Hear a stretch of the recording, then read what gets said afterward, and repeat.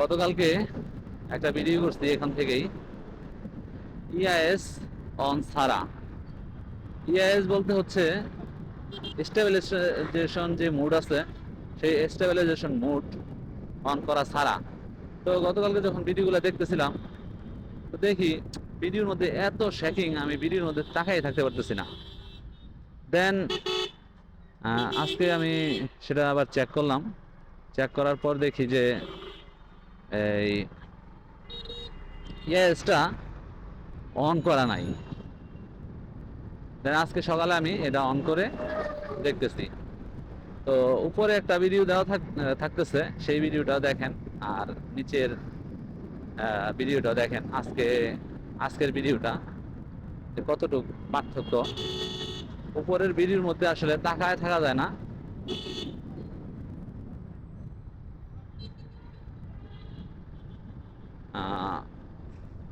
যদি stabilisation mode on না থাকে, সেক্ষেত্রে আসলে ভিডিও দেখে মজা নাই।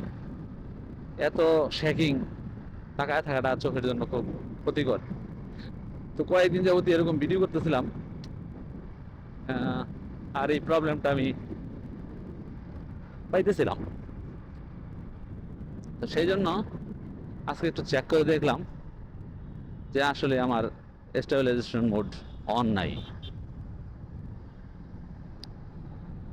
এটা কিন্তু একটা ঝামেলার বিষয়। যদি স্টেবিলাইজেশন মোড অন না থাকে, সেক্ষেত্রে ভিডিওর কোয়ালিটি ভালো হয় না। তো এই জন্যই দামি ক্যামেরাগুলা ভালো, স্টেবিলাইজেশন মোড থাকে যেগুলোর মধ্যে, তো সেগুলা ভিডিও কোয়ালিটি খুব ভালো হয়। তো এদিক দিয়ে আসার মূল উদ্দেশ্য হচ্ছে যে গতকালকে আমি এখান দিয়ে গেছি, সেই জন্য আবার এই পাশ দিয়ে যাচ্ছি। সেম কোয়ালিটিটা আপনারা দেখতে পারেন। আর এই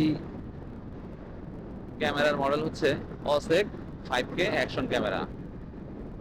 এটা বর্তমানে 12,000 টাকা প্রাইস আছে। ওইটার সাথে এখন ওয়্যারলেস মাইক্রোফোন দেওয়া আছে।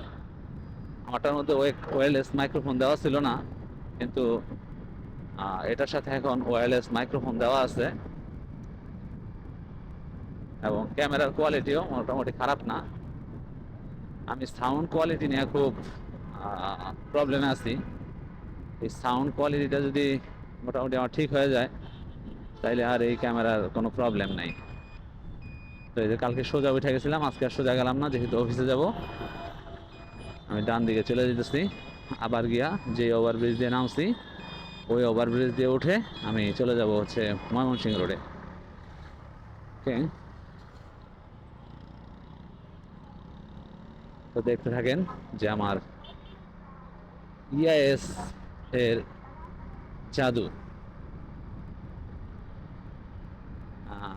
এই ক্যামেরাটা কেনার পরে আমি অনেকবারই, মানে প্রথম প্রথম যখন কিনছি তখন বিভিন্ন ধরনের প্রবলেমে পড়ছি।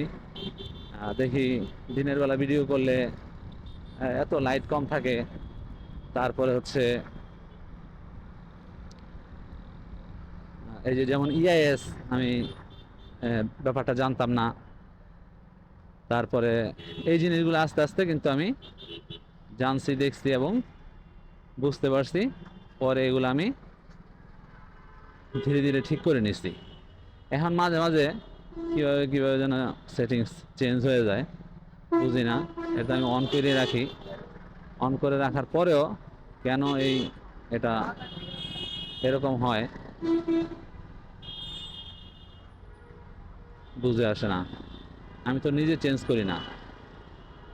এখন কোনো কোনো একটা নির্দিষ্ট সেটিং চেঞ্জ হওয়ার ফলে কি এটা চেঞ্জ হয়ে যায় কিনা, সেটাও কিন্তু বুঝতেছি না। আমরা কিন্তু এখন ওভারব্রিজে উঠতেছি। এই যে ডান পাশ দিয়ে নামছি কিছুক্ষণ আগে, এখন বাম পাশ দিয়ে উঠতেছি। আর এই মোড়ের মধ্যেও জ্যাম লাগাই রাখছে এখন।